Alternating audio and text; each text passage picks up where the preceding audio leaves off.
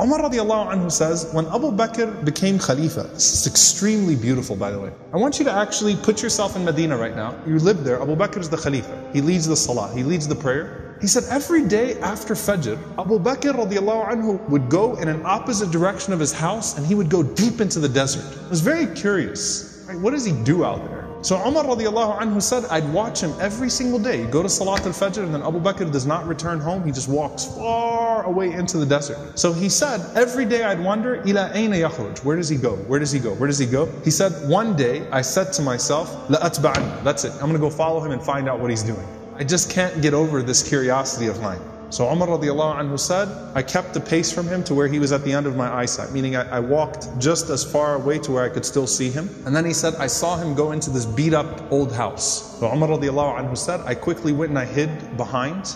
And he said, he spent a long time in there. It wasn't like a short amount of time. He spent a long time until after the sun was up, meaning it was getting hot. This is after Fajr, this is way past Duha, way past sunrise. And it got hot and then Abu Bakr radiallahu anhu left the home and he made his way back to Medina. He said, this is way out of the city of Medina now. This isn't even the city of Medina right now. Way out of the city of Medina. So Umar radiallahu anhu said, I waited until I could no longer see him, meaning he made his way back to Medina. And Umar radiallahu anhu said, I knocked on the door, okay? And he said, this woman opened the door. She was elderly, she was frail, she was blind, and there were a bunch of little kids running around, okay? So I said to her, Assalamu alayki, ma sha'nukum ya amatullah. I said, peace be unto you. What is your situation, O servant of Allah? And she said that I am a blind woman, and I have no one to take care of me, and I also have these orphans with me. You know, and the implication, Allahu Alam, her kids died, left behind, these are her grandchildren, or these were orphans. Somehow, it's her, and it's some orphan children. And she says, I have no one to take care of me,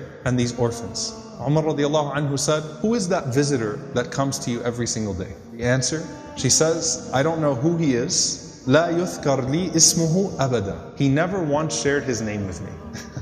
He never bothered to tell me his name. Umar radiallahu anhu said, well, what does he do? قالت جزاه الله خير. She said, may Allah reward him. Every morning he comes. Listen, by the way, she details it. She says, he cleans my home. He washes our clothes. He grinds our wheat. He bakes our bread. He cooks our breakfast. And then he leaves.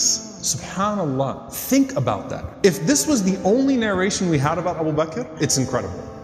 Seriously, the leader, the head of the ummah, the Khalifa, the most important man in the ummah right now, with his station, with his status, and he goes out every morning to this house, and he doesn't even tell the woman what his name is. He's just consider me a secret fa'il khair, right? Just some good doer. Washes the clothes, cleans the house, grinds the wheat, bakes the bread, cooks the breakfast, and then makes his way back to govern the ummah. That is absolutely incredible.